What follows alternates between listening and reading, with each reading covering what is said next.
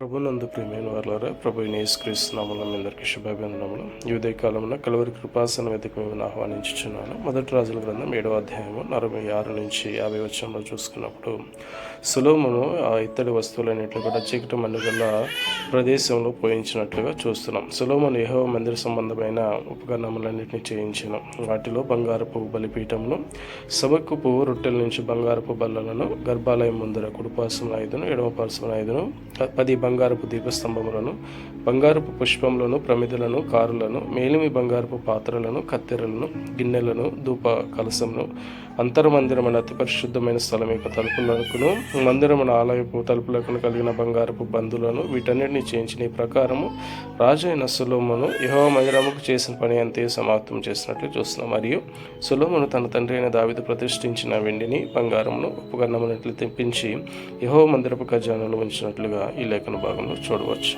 ఆమె